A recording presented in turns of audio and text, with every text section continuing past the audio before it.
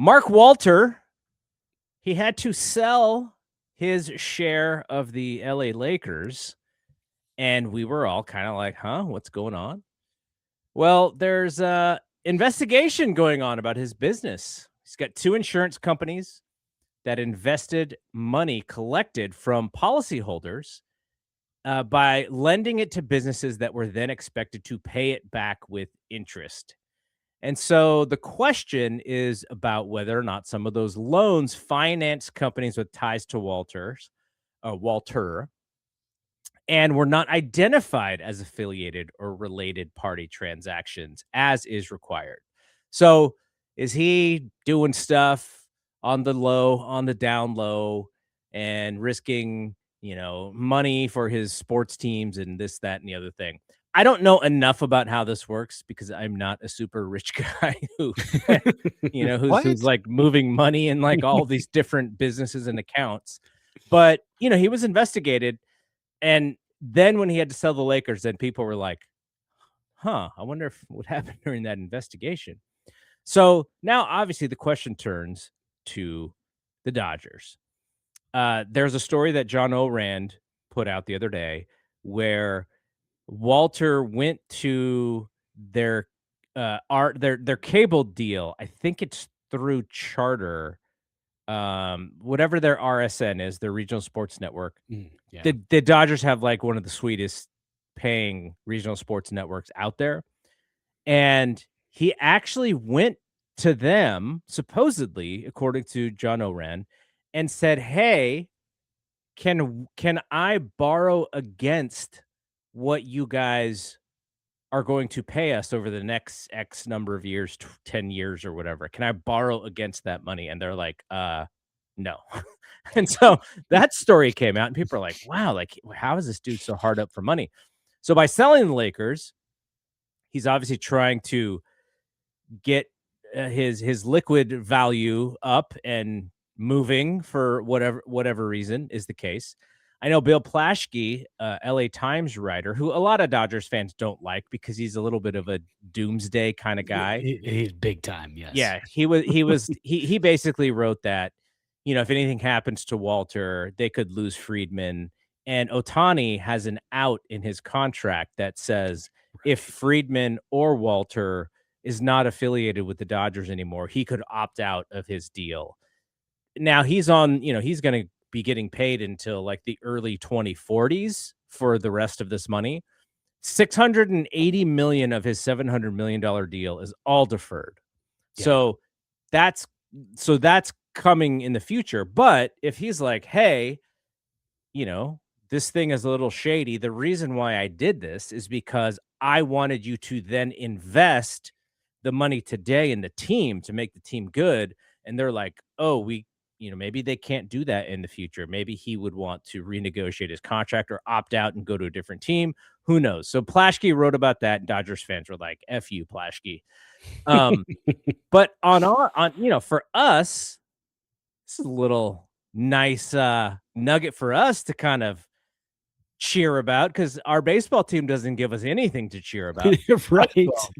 Cheer on the frustration of Dodger fans right now. Though I will say, my buddy Pedro, I think he's kind of realistic about the scenario. He's like, yeah, it's not a good look. Like this dude could be, screwing with people's money, and that's not a good thing.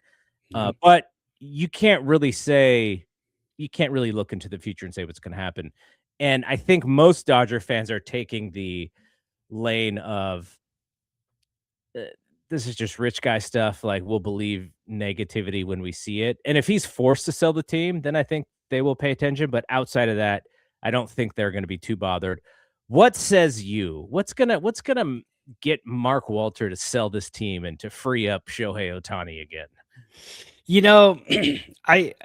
It's tough because baseball players are built differently. But I should just say, people who play sports in general, especially professional athletes, are built differently. They're going to block this stuff out, right? I mean, the Dodgers have just won 6 games in a row. Yeah, I know. It's not really a problem for them. They're worried about what's on the field. Dave Roberts, I don't think he gives a crap right now. He's just worried about, hey, I've got a job to do, and that's three-peat. And so I think this season it's not going to affect a whole lot. It's going to be an off-season thing. It's also going to be an off-season thing because it's going to probably play into a little bit of negotiations when it comes to the collective bargaining agreement. Because if you've got owners who are deferring money, but then going out and doing all these shady investments, that's a bit of an issue for the players. I think in the off-season, behind closed doors, in the finance rooms. It's not on the field. I don't think it's effective on the field. I don't think it's going to bother them on the field, but it could really play into some stuff in the off season. I think which would be really interesting if it did come up in negotiations about, well, look at what Walter's doing. He's to say other owners aren't doing the same thing or can't do the same thing. So we need to look at that. Yeah. I think the deferment of money only helps out the richest teams. Like the Pittsburgh Pirates are not going to be deferring any money. They don't, no, they can't. Well, we'll see as far as what ownership looks like in the next 10 years. I mean, it's part of the reason why these guys, the owners, want a salary cap is because they believe that it'll increase the value of their franchises like it has in the NFL and the NBA. And Major League Baseball has more tonnage of packages of games to sell, so they probably feel like, we should be even more valuable than these 16 game NFL teams, outside of the ones that are constantly in the playoffs. So that's an interesting argument. I don't think the players are ever going to come to the table on a salary cap.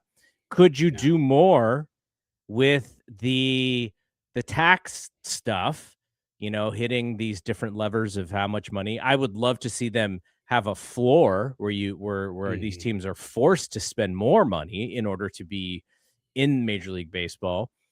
But I just think that deferment stuff is only for rich teams. And this is me saying that the Giants were ready to do exactly for Shohei Ohtani what the Dodgers did, because that's what he wanted. And they were like, yep, we're in. You just tell us, you tell us where you want to sign. So, that they were willing to do that.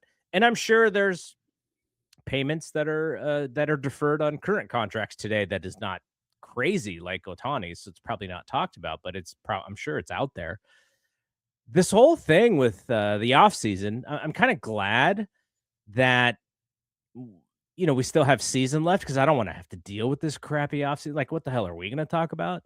Like, it's going to be such a boring podcast instead of talking about free agency and trades and prospect, we're going to be talking about these two stubborn sides meeting and butting heads, and the wealthy owners against the rich players. And I will always root for the players in these scenarios, but it's like, everyone's kind of a jerk in these moments. So well, I just hope, I know it's going to be painful.